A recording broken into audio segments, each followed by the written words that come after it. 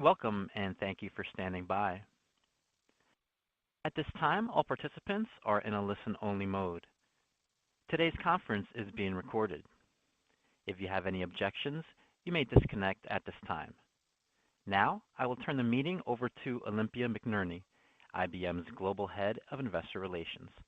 Olympia, you may begin. Thank you. I'd like to welcome you to IBM's second quarter 2024 earnings presentation. I'm Olympia McNerney, and I'm here today with Arvind Krishna, IBM's Chairman and Chief Executive Officer, and Jim Kavanaugh, IBM's Senior Vice President and Chief Financial Officer. We'll post today's prepared remarks on the IBM investor website within a couple of hours, and a replay will be available by this time tomorrow. To provide additional information to our investors, our presentation includes certain non-GAAP measures. For example, all of our references to revenue and signings growth are at constant currency. We provided reconciliation charts for these and other non-GAAP financial measures at the end of the presentation, which is posted to our investor website. Finally, some comments made in this presentation may be considered forward-looking under the Private Securities Litigation Reform Act of 1995. These statements involve factors that could cause our actual results to differ materially. Additional information about these factors is included in the company's SEC filings. So with that, I'll turn the call over to Arvind. Thank you for joining us today to discuss IBM's second quarter earnings. We delivered a strong quarter, exceeding our expectations, driven by solid revenue growth, profitability, and cash flow generation. We had strong performance in software and infrastructure above our model, as investment in innovation is yielding organic growth, while consulting remained below model. Our results underscore the continued success of our hybrid cloud and AI strategy and the strength of our diversified business. Let me start with a few comments on the macroeconomic environment. Technology spending remains robust as it continues to serve as a key competitive advantage, allowing businesses to scale, drive efficiencies, and fuel growth. As we stated last quarter, factors such as interest rates and inflation impacted timing of decision-making and discretionary spend in consulting. Overall, we remain confident in the positive macro outlook for technology spending, but acknowledge this impact. It has been a year since we introduced watsonx and our generative AI strategy to the market. We have infused AI across the business, from the tools clients use to manage and optimize their hybrid cloud environments, to our platform products across .ai, .data, and .gov, to infrastructure and consulting. You can find AI innovation in all of our segments. For example, in software, our broad suite of automation products like Apptio and watsonx Orchestrate are leveraging AI, and we expect to do the same with HashiCorp once the acquisition is complete. Red Hat is bringing AI to OpenShift AI and RHEL.ai. In transaction processing, we are seeing early momentum in watsonx Code Assistant for Z. In infrastructure, IBM Z is equipped with real-time AI inferencing capabilities. And in consulting, our experts are helping clients design and implement AI strategies. Our enterprise AI strategy is resonating as we evolve to meet client needs. Let me start by discussing IBM models. Choosing the right AI model is crucial for success in scaling AI. While large general-purpose models are great for starting on AI use cases, clients are finding that smaller models are essential for cost-effective AI strategies. Smaller models are also much easier to customize and tune. IBM's Granite models, ranging from 3 billion to 34 billion parameters and trained on 116 programming languages, consistently achieve top performance for a variety of coding tasks. To put costs in perspective, these fit-for-purpose models can be approximately 90% less expensive than large models. Hybrid cloud remains a top priority for clients, as flexibility of deployment of AI models across multiple environments and data sovereignty remain a key focus. We believe in the power of open innovation, and recently announced at IBM Think that we open-sourced IBM's Granite family of models, now available under Apache 2.0 licenses, on both Hugging Face and GitHub. We see parallels to Linux becoming dominant in the enterprise server space, thanks to the speed and innovation offered by open source. We are confident that the same dynamic will play out with AI as we benefit from developer mindshare and community innovation. We also recently launched InstructLab, a tool for more rapid model tuning through synthetic data generation, allowing our clients to more efficiently customize models using their own data and expertise. The last 12 months of AI pilots has made it clear that sustained value from AI requires truly leveraging enterprise data. In summary, our AI strategy is a comprehensive platform play. RHEL.ai and OpenShift AI are the foundation of our enterprise AI platform. They combine open source IBM Granite LLMs and InstructLab model alignment tools with full stack optimization, enterprise-grade security and support, and model indemnification. On top of that, we have an enterprise AI middleware platform with watsonx and an embed strategy with our AI assistants infused through our software portfolio and those of our ecosystem partners. In addition, our consulting services are critical in helping clients build their AI strategies from the ground up. We also continue to see our infrastructure segment play a larger role as clients leverage their hardware investments in their AI strategies.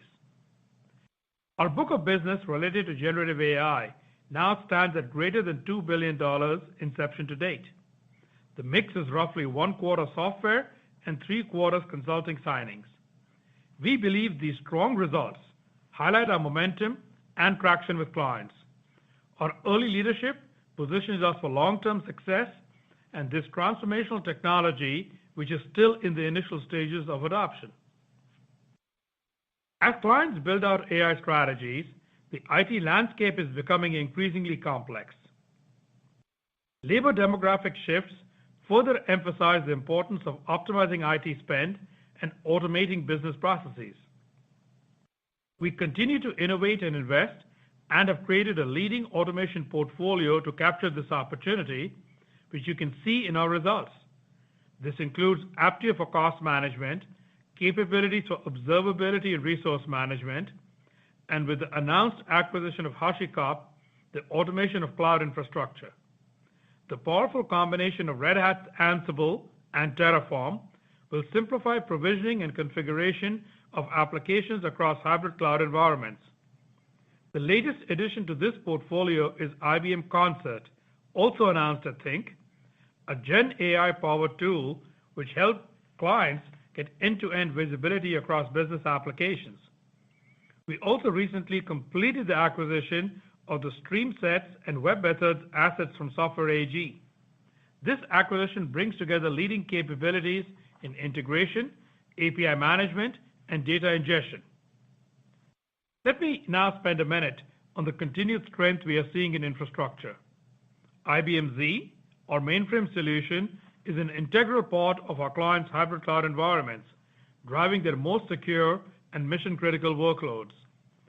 Our latest cycle, Z16, is uniquely tailored to offer clients security, scalability, and resilience, which help clients address both cybersecurity threats and complex regulatory requirements.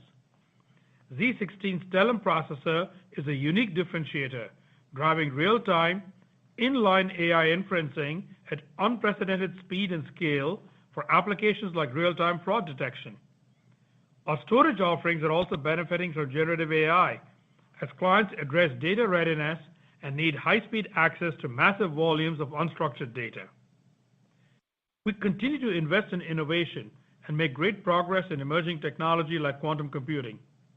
This quarter, we expanded Qiskit, IBM's quantum computing software, into a comprehensive stack aimed at optimizing performance on utility-scale quantum hardware. These updates aim to enhance the stability, efficiency, and usability of Qiskit, supporting advanced quantum algorithm development and fostering broader adoption across various industries. This strong momentum and innovation across the portfolio manifests itself in client adoption. In virtually all industries and geographies, clients leverage IBM solutions to help them transform their operations and create better experiences for end users. Names like Virgin Money, Credit Mutual, and Panasonic all turned to IBM in the quarter. We also continue to strengthen our ecosystem. At our Think event, we announced a series of new AI partnerships with industry leaders like Adobe, AWS, Microsoft, Meta, Mistral, Salesforce, and SAP. In May, IBM and Palo Alto Networks announced a partnership to deliver AI-powered security solutions using watsonx. As part of this, Palo Alto is acquiring IBM's QRadar SaaS assets, and we are partnering to offer seamless migration for QRadar customers to XSIM. IBM will train over 1,000 security consultants on Palo Alto Network products to drive a significant book of business with them. In summary, we are excited to continue delivering strong results. Given our first half performance, we are raising our expectations for free cash flow to greater than $12 billion for the year. I will now hand over to Jim to walk you through the details of the quarter. Jim, over to you. Thanks, Arvind. In the second quarter, we delivered $15.8 billion in revenue, $2.8 billion of operating pre-tax income, and $2.43 operating diluted earnings per share.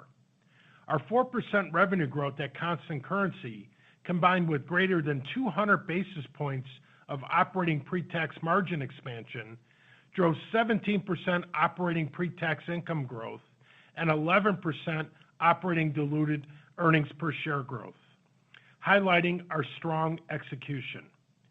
And through the first half, we generated $4.5 billion of free cash flow.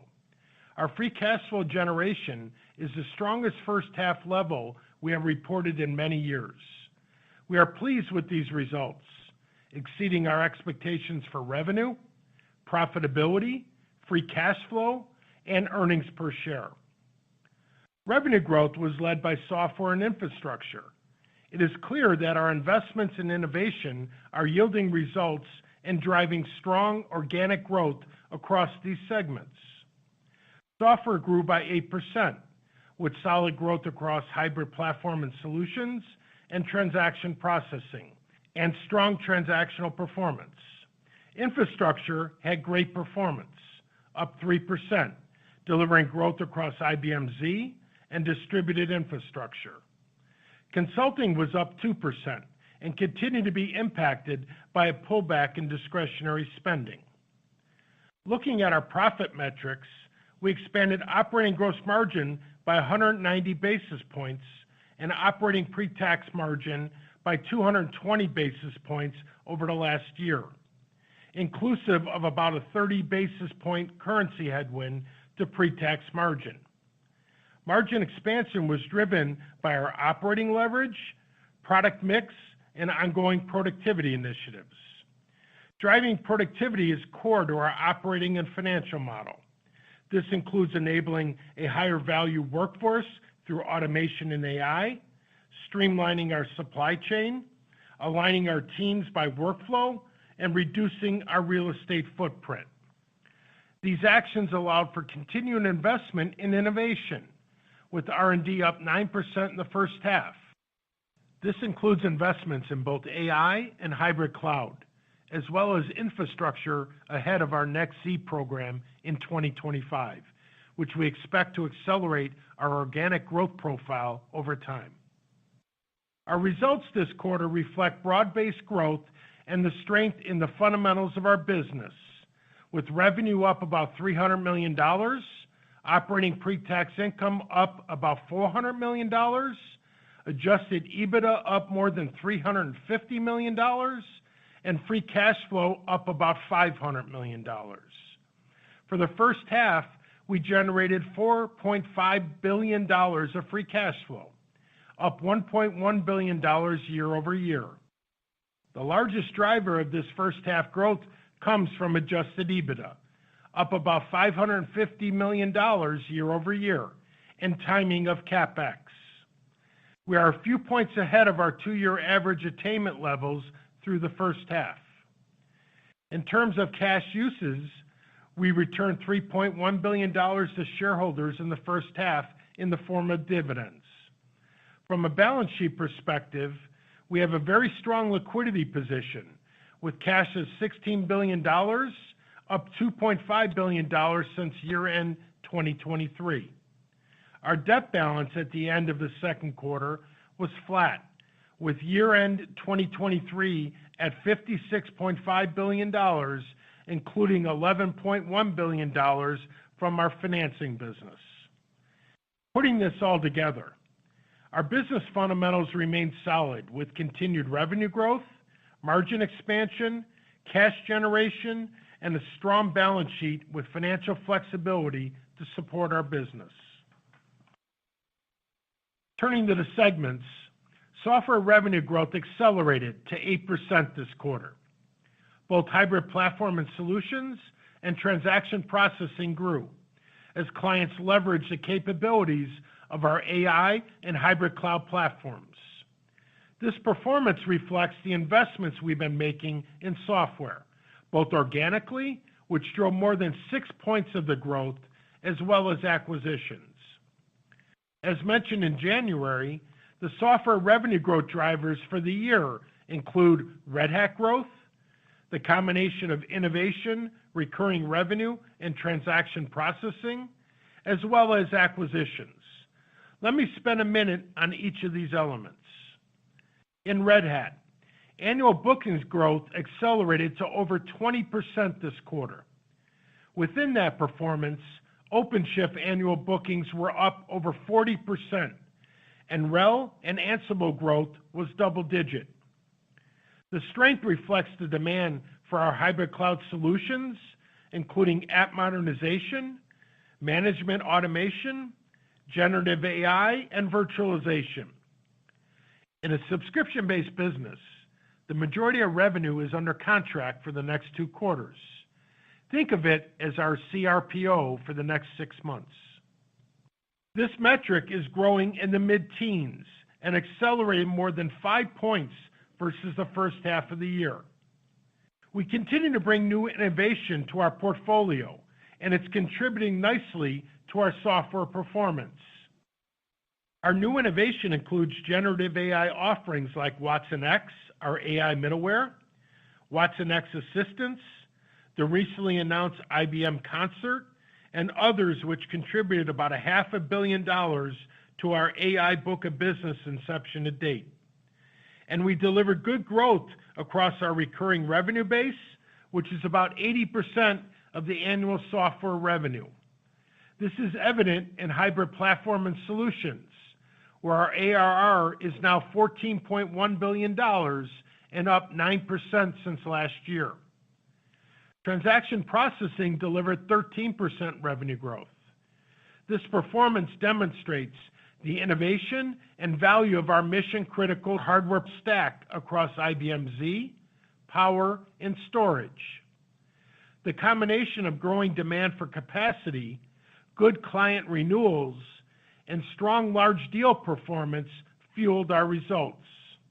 And notably, our new generative AI portfolio innovation, watsonx Code Assistant for Z, is resonating well with clients.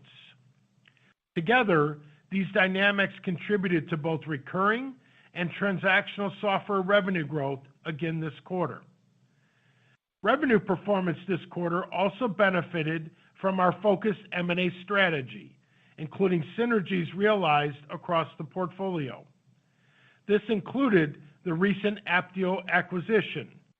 Less than 12 months since closing, we have accelerated annual bookings and are seeing an uptick in ARR growth, already in the mid-teens. The synergy between Apptio's FinOps offerings and our broader automation portfolio helps clients manage, optimize, and automate technology spending decisions. Earlier this month, we completed the acquisition of StreamSets and webMethods from Software AG and expect the HashiCorp acquisition to close by year-end. Looking at software profit, gross profit margin expanded, and segment profit was up over 350 basis points year to year, with the latter reflecting operating leverage driven by our revenue scale and mix this quarter.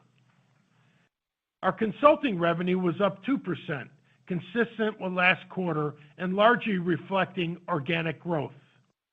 In April, we discussed that we were seeing solid demand for our large transformational offerings as clients continue to prioritize driving productivity with AI and analytics. At the same time, we saw a pullback on discretionary projects as clients prioritized their spending. The second quarter buying behavior played out much in the same way. Signings for the quarter were $5.7 billion, driven by solid demand for large engagements across finance and supply chain transformation, cloud modernization, and application development. This contributed to backlog growth of 5% year over year, and our trailing 12-month book-to-bill remaining over 1.15. Meanwhile, continued discretionary spending constraints impacted our small engagement performance and backlog realization in the quarter. As Arvind mentioned, our book of business in generative AI inception to date is greater than $2 billion, and about 3/4 of it represents consulting signings, with strong quarter-over-quarter momentum. Our extensive industry and domain expertise has placed us in an early leadership role, which is crucial at the onset of a technology shift. IBM has both technology and consulting, which is a unique and powerful combination to help clients navigate this technology transition. Similar to previous technology shifts, such as the advent of the internet, globalization, and cloud computing, generative AI is driving the next wave of growth. In a human capital-based business, signings represents clients reprioritizing spend on this technology transition, while there is some potential for lift as the total addressable market expands. We are delivering value in two ways. First, partnering with our clients to design and scale AI solutions, whether that be leveraging AI capabilities of IBM, our partners, or a combination. Second, we are developing new ways of working, driving productivity and improving delivery, all with our Consulting Advantage platform. In summary, Gen AI is acting as a catalyst for companies to grow revenues, cut costs, and change the ways they work, creating a significant opportunity for us. We are seeing this already as IBM is the strategic partner of choice for clients using this technology, including WPP, Elevance Health, and the UK's Department of Work and Pensions. Turning to our lines of business, business transformation revenue grew 6%, led by finance and supply chain transformations. Data transformation also contributed to growth. In technology consulting, revenue was up 1%. Growth was driven by application modernization services. Application operations revenue declined, reflecting weakness in on-prem custom application management, partially offset by strength in cloud-based application management offerings. Looking at consulting profit, we expanded gross profit margins by 40 basis points, driven by productivity and pricing actions we have taken. Segment profit margin was modestly down, reflecting continued labor inflation and currency. Moving to infrastructure, revenue was up 3%. We're capitalizing on the strong and broad-based demand for our hardware platforms, especially IBM Z. Within hybrid infrastructure, IBM Z revenue was up 8% this quarter. We're now more than 2 years into the Z16 cycle, and the revenue performance continues to outperform prior cycles. Our clients are facing increasing demands for workloads, given rapid business expansion, the complex regulatory environment, and increasing cybersecurity threats and attacks. IBM Z addresses these needs with a combination of cloud-native development for hybrid cloud, embedded AI at scale, quantum-safe security, energy efficiency, and strong reliability and scalability. Increasing workloads translates to more Z capacity or MIPS, which are up about threefold over the last few cycles. IBM Z remains an enduring platform for mission-critical workloads, driving both hardware and related software, storage, and services adoption. In distributed infrastructure, revenue grew 5%, driven by strength in both power and storage. Power growth was fueled by demand for data-intensive workloads on Power 10, led by SAP HANA. Storage delivered growth again this quarter, including growth in high-end storage tied to the Z16 cycle and solutions tailored to protect, manage, and access data for scaling generative AI. Looking at infrastructure profit, we delivered solid gross profit margin expansion, and segment profit accelerated quarter to quarter to the high teens. Segment profit margin was down 230 basis points in the quarter, reflecting key investments we're making in the business across areas like AI, hybrid cloud, and quantum, and almost a point of impact due to currency. Now, let me bring it back to the IBM level to wrap up.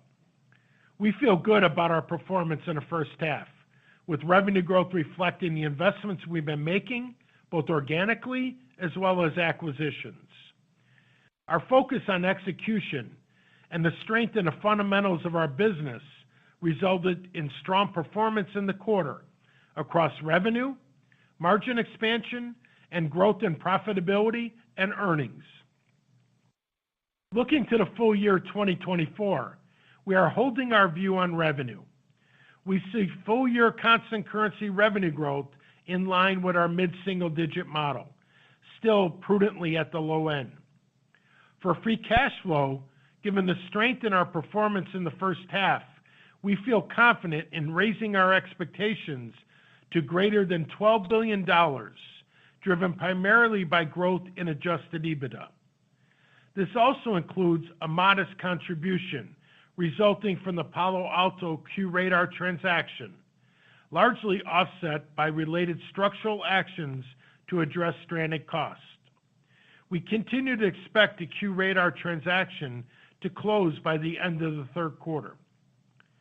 On the segments, in software, we had solid first half performance, up more than 7%. This performance reflects strength in our recurring revenue base and early traction in Gen AI. With this performance, we are raising our view of growth in software to high single digits for the year. And given ongoing productivity initiatives and operating leverage, we now expect software segment profit margin to expand by over a point. In consulting, given the continued pressure we have seen on spending related to discretionary projects, we now expect low single-digit growth for the year and segment profit margin to expand by about 0.5 point. And given the strength in infrastructure in the first half, we now expect it to be about neutral for the year, with segment profit margin in the mid to high teens. With these segment dynamics, we are raising our expectations of operating pre-tax margin expansion to over 0.5 point year to year. And we are maintaining our view of operating tax rate in the mid-teens range, consistent with last year. On currency, given the strengthening of the dollar, we now expect a 100 to 200 basis point impact to revenue growth for the year.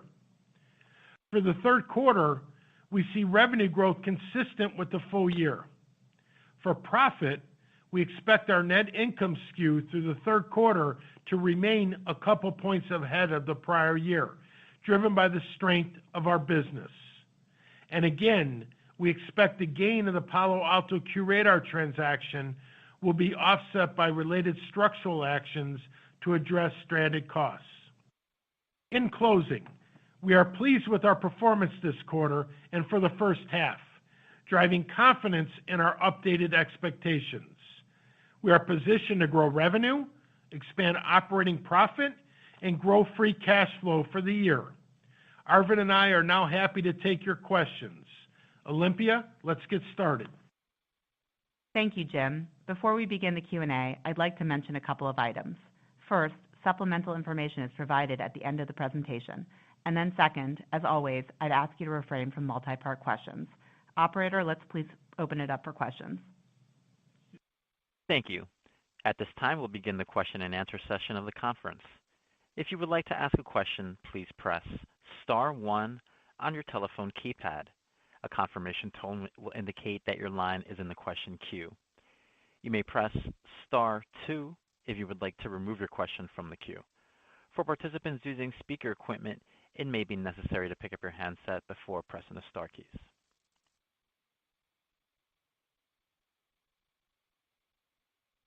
And our first question comes from Wamsi Mohan with Bank of America. Please state your question. Yes, thank you so much. Your long-term model on transaction processing is low single digit, and you just posted a very strong quarter with 13% growth in the quarter. How should we think about the trajectory of that in 2024 and maybe in 2025?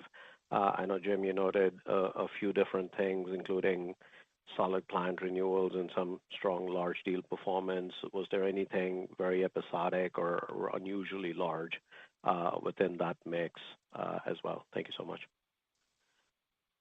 Thanks, Wamsi. I appreciate the question overall. Very important. If you take a step back, we continue to be very pleased with our transaction processing performance overall. If you dial back to when we laid out our midterm model, we said we converted this to a growth vector, low single digit overall. And if you look at the last couple of years, we've been averaging mid-single digit or better overall. We shifted this now to a growth contributor. And why is that important?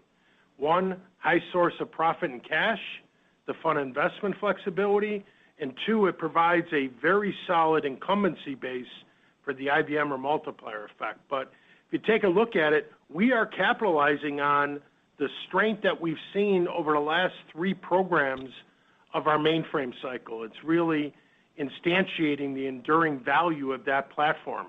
Our MIPS over the last few programs are up 3x from an installed perspective, and over 80% of our clients are growing MIPS on the mainframe. I think that was a very different picture when you dial back 5-7 years ago already.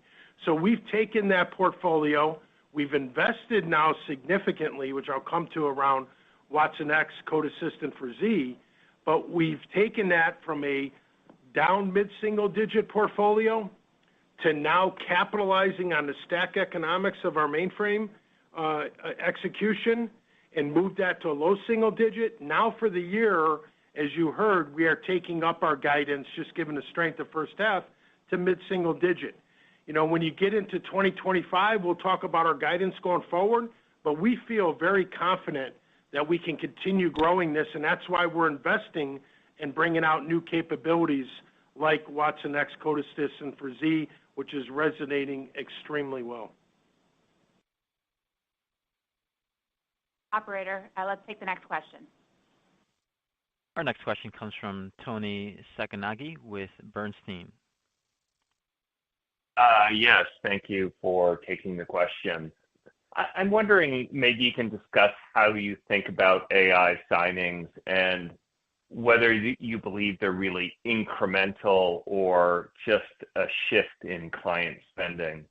And part of the reason I ask the question is, it looks like your AI book of business was up about $1 billion sequentially. You're saying 3/4 of that is consulting, so that's $700+ million in consulting signings in the quarter. If I take that out, your book to bill and the rest of your business is actually down. And despite the strong signings, you're lowering your consulting expectations for the year. So I'm just wondering, do you think AI investments in consulting are a shift in spending?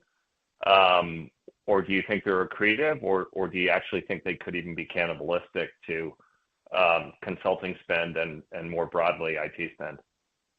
Yeah. So Tony, let me start, and then Jim will add more color on this topic.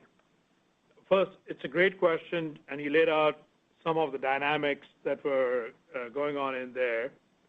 If we just step back and just look at our comments on the macroeconomic environment, we kind of stated that there is discretionary spend pressure in consulting. When you do have that pressure, but there is a demand for AI, I would look you in the eye and say probably the bulk of that demand, not all, but the bulk, is indeed a shift from other areas of consulting. We don't actually believe it's cannibalistic to the point you're pointing out. Now, as time goes on and as people move from early experimentation and proving out the value to wanting to scale and really get the full benefits of generative AI, we do actually believe at that point, even for consulting, these will turn into accretive and additive, but we are still some time away from when that will happen. That is just to give you some color and acknowledging that the bulk, but not all, is a shift. Jim? Yeah, thanks, Tony, for the question. Just building on what Arvind said, I mean, first of all, we're very pleased with the early momentum that we've gotten with our book of business around Gen AI, both on the technology side with our Watson X platform and now with our open innovation strategy around RHEL AI, OpenShift, Granite models, and StructLab, et cetera. But let's just dive a little deeper into your question about consulting. Because I think when you look at consulting, first of all, why is it so important right now in an early part of a cycle? It's important because it's got to establish IBM Consulting as the strategic provider of choice for enterprises as they're going through what we like to call digital transformation 2.0 with Gen AI. Everyone is looking for who is going to be their strategic provider and partner. And I think $1.5 billion, over $1.5 billion book of business in the first 12 months, which, by the way, is in excess of the ramp we saw play out with hybrid cloud and Red Hat, we're off to a pretty good start. Now, to Arvind's point, in every technology shift, very different dynamics between a human capital-based business and a product IP business. Human capital-based business, we do see, and we expected clients will shift and reprioritize spending.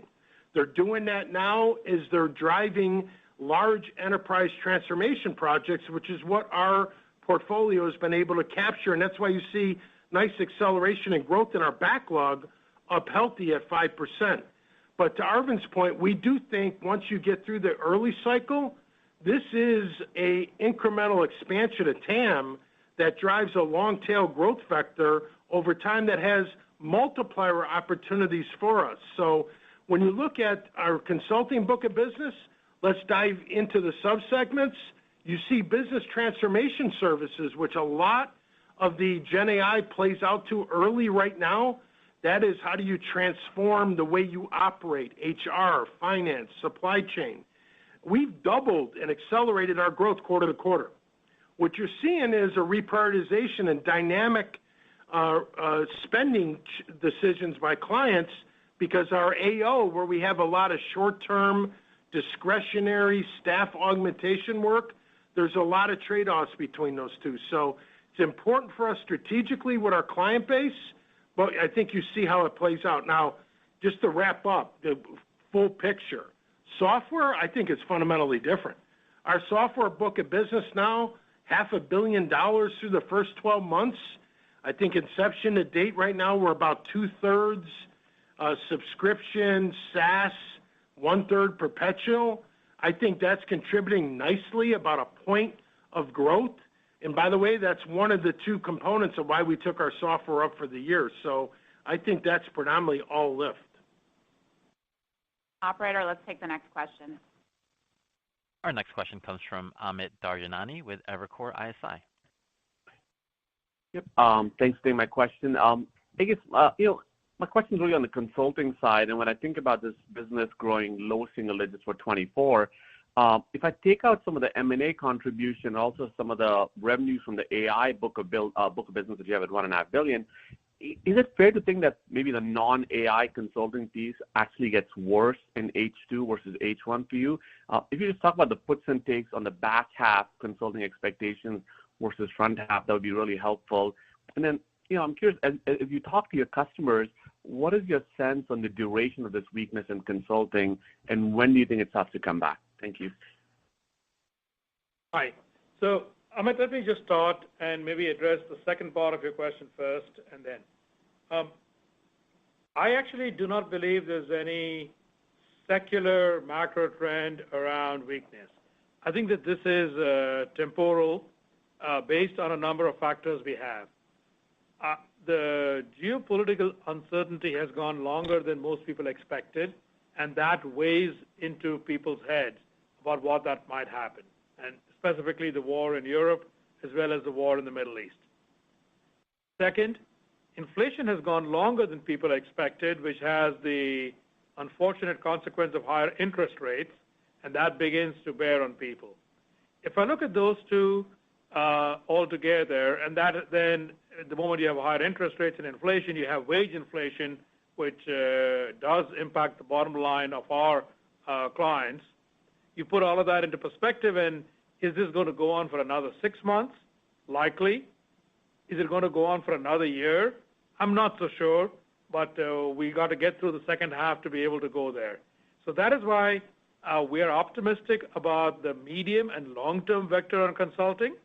And as Jim answered in a prior question, we do see that this is going to become a tailwind over time, at least for us.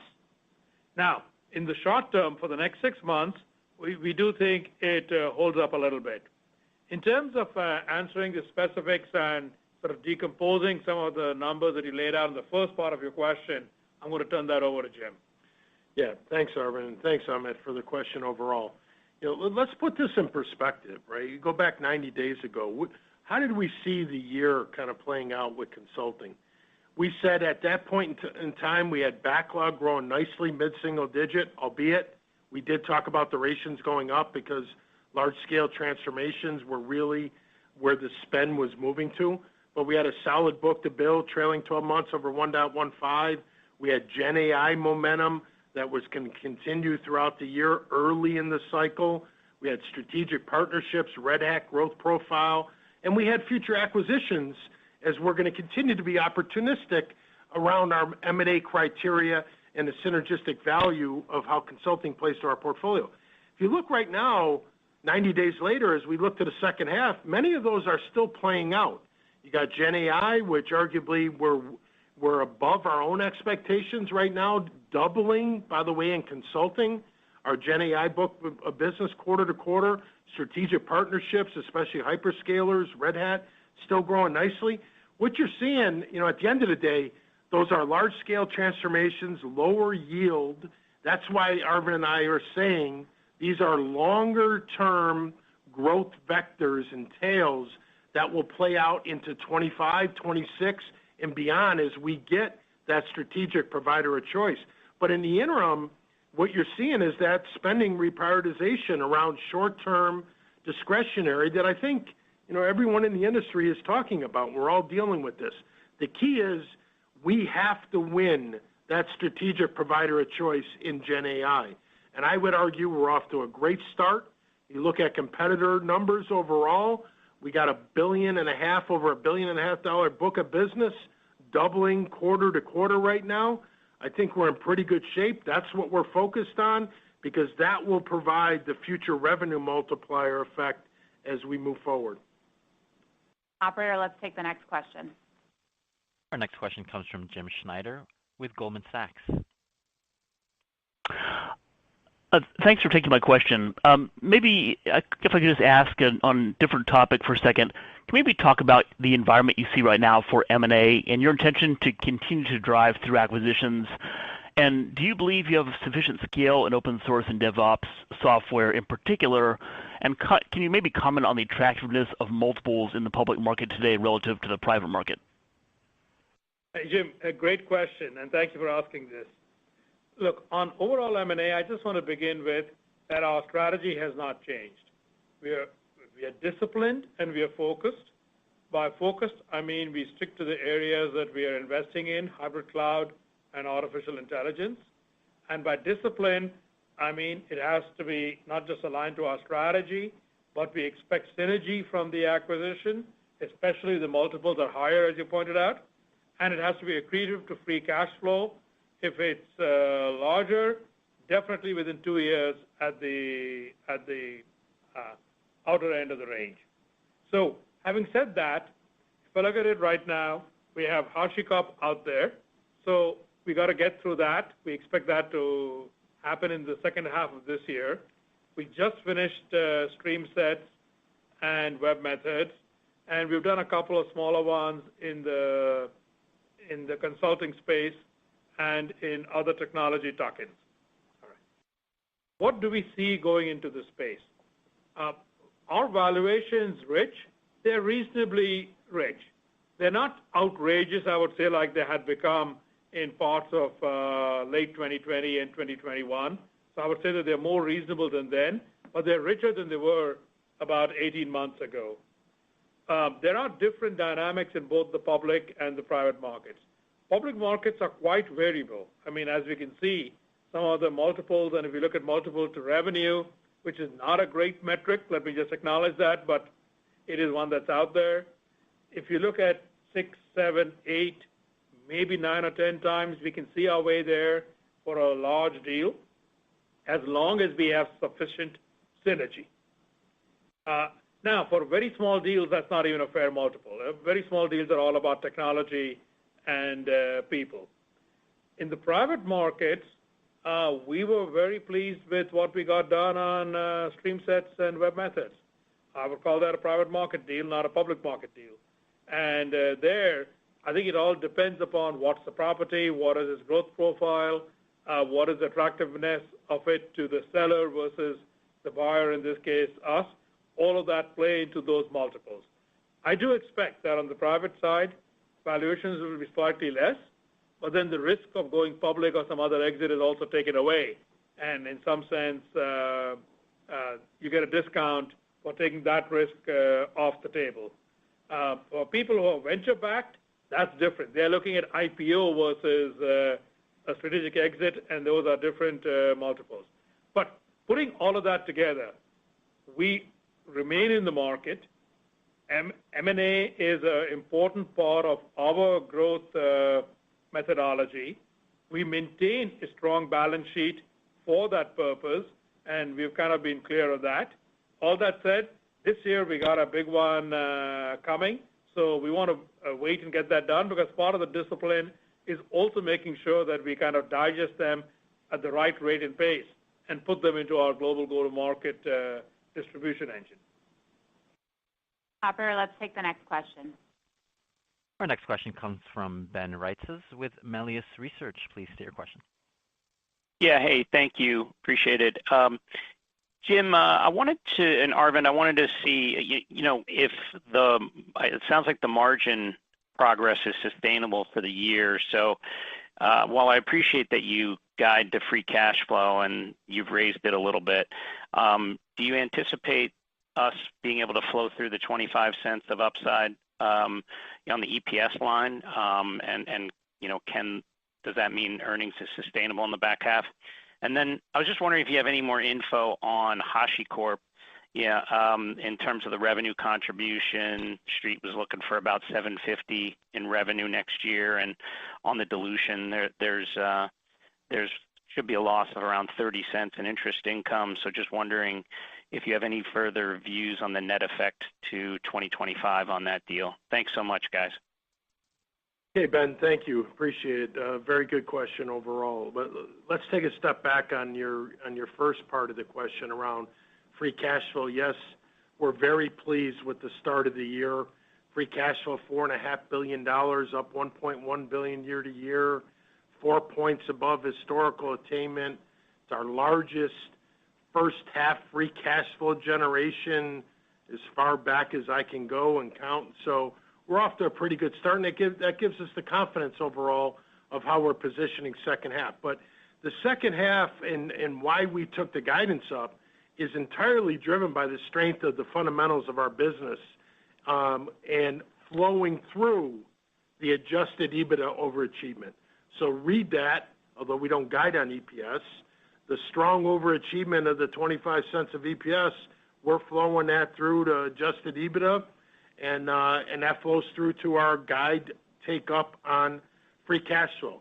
The rest of the free cash flow dynamics we've been talking about all year long around, yes, we got benefits of change in retirement plans and cash tax that's going to be a headwind and other balance sheet items. None of that changes. One thing I will bring up, and we said in the prepared remarks, but just so there's absolute clarity, we do expect to close the Palo Alto transaction here in the third quarter around certain assets of our QRadar business that will obviously generate a gain. We're excited about the new strategic relationship between our two great companies overall, but we will take structural actions to offset that gain to address stranded costs. And oh, by the way, to your second part of your question, to accelerate our productivity initiatives in 2025. So you get to HashiCorp. First of all, the strategic transaction stands on its own. Arvind went through our M&A criteria. I think there's a very compelling strategic fit around an end-to-end leadership hybrid cloud platform. There's a lot of synergistic value both on product technology and go-to-market, but there's a very attractive financial profile that we talked about 90 days ago. Higher revenue growth profile, adjusted EBITDA accretive in 12 months, free cash flow accretive, to Arvind's point, by 2 years. And we do see potential significant near-term cost and operating synergies that lead to about a 30 to 40% free cash flow margin business over a handful of years. Now, when you look at dilution, we understand dilution. I mean, M&A has been an integral part of our financial model for decades. So underneath that, we understand the purchase growth of those transactions, the synergies of those transactions, the balance sheet capital structure implications of those. And with all that said, our model is to grow mid-single-digit revenue and grow operating leverage so we grow free cash flow quicker than revenue. We don't see that changing in 2025. We see growth profiles around revenue, around operating leverage, and around free cash flow overall, and that speaks to the diversity or diversification, I should say, of our business model around productivity. We entered the year, raised it to $3 billion. We're getting out ahead of that again, and you see that play out in our margins through the first half, up 180 basis points on pre-tax. So we've got many levers to deal with this overall, and we know how to handle it. Operator, let's take the next question. The next question comes from Eric Woodring with Morgan Stanley. Hey guys, thanks so much for taking my question. Arvind or Jim, I'd love if you could just dig into the Red Hat business a bit more. Over the last few quarters, you've talked about some very healthy bookings growth numbers ranging anywhere between, call it 15% and 20%. But we did see growth obviously decelerate by about a point this quarter, despite expectations that it would be flat to maybe increasing for the rest of the year. So can you just kind of double click on exactly what you're seeing with the Red Hat business today? What's kind of the offset to the strong bookings numbers, and how should we think about Red Hat growth now in constant currency for 2024? Thanks so much. Great question, Eric. So let's just look at the Red Hat business in terms of how the dynamics function between our clients and ourselves. So clients come and create demand. We fulfill that. That shows up as bookings, not as revenue, because the Red Hat business model is a pure consumption business model. Clients pay for what they're consuming, and so the bookings then play out. Now, those bookings are a signal of further demand, and typically they're anywhere from 1 to 3 year worth of revenue that the client is pre-committing to. So when we enter a year, about half the revenue, we can look at the bookings of the previous year and say that that gives us. The other half has to come over the quarter. Now that we have a year, not longer, but a year of the double-digit demand that you're talking about, If I remember right, it was 14%, 17%, 14%, 20% in terms of those demands. Now that full year is there, that points to that for the portion that we can see, and as we get into a quarter, it climbs up from that 50% to 60 to 70 to 80. And Jim mentioned in his prepared remarks what he called CRPO, or the revenue performance obligations. We see those sitting around mid-teens for the second half of the year, to answer your question. Now, if that's about 80%, then that will translate into low double digit is what we can look at and feel quite comfortable on. By the way, we see these early signs of the demand continue into this quarter and likely the half, which means that we expect to continue now in the low double digits going forward. So I hope that gives you a sense. But I'm also excited by the underlying product capabilities. We see OpenShift, which is extremely important. It plays into containerization. It plays into virtualization. It's an important element of how our clients exercise hybrid. It has been growing, and the demand there grew again at about 40% this past quarter. But we also saw acceleration in Linux and in Ansible, where both of those demand vectors grew into the low double digits. That, given the size of the Linux business, is very good news for us going forward.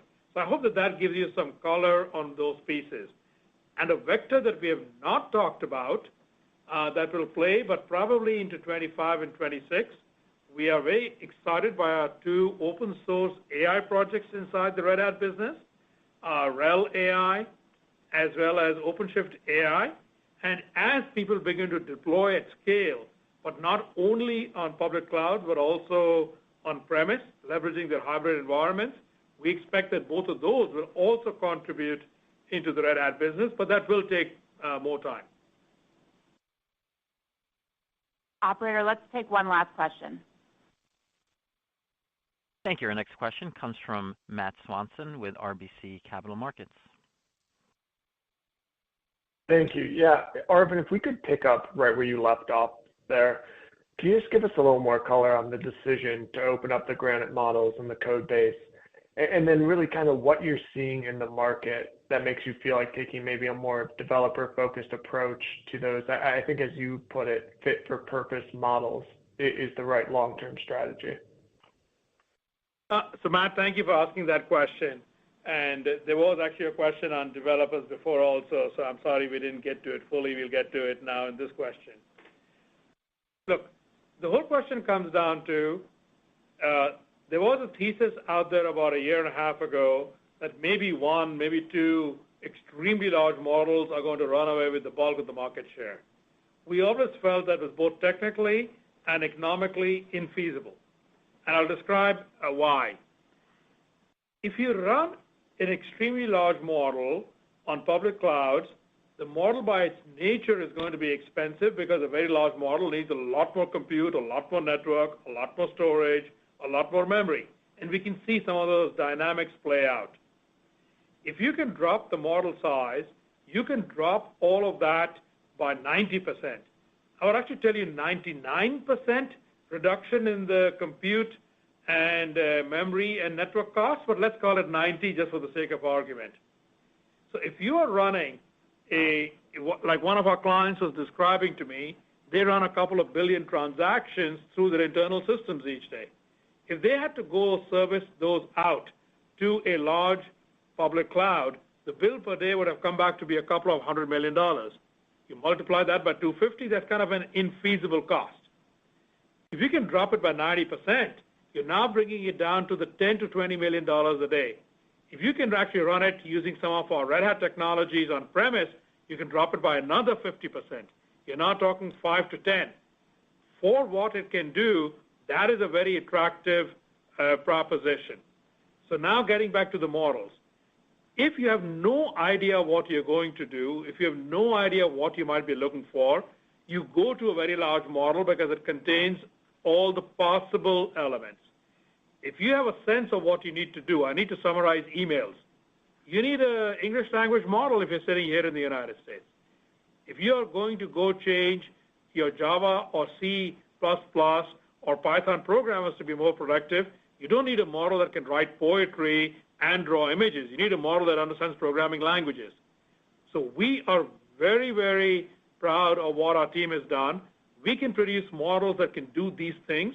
So these are two distinct models, one for programming, one for business language.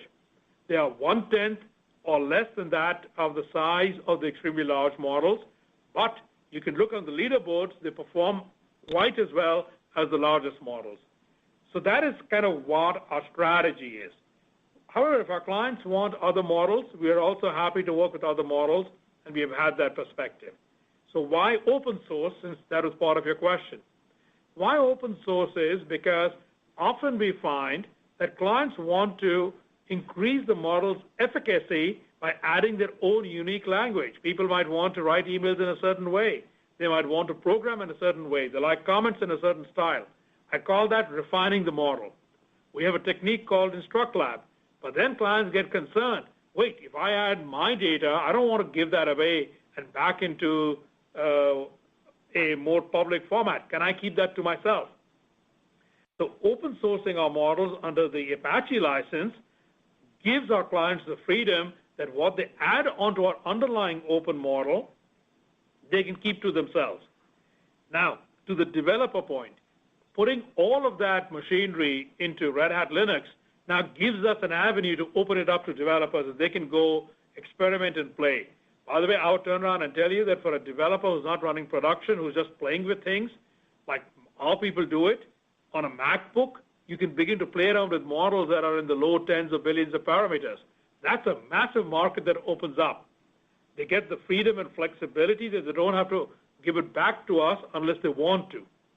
I am not actually concerned about this gives away the IP.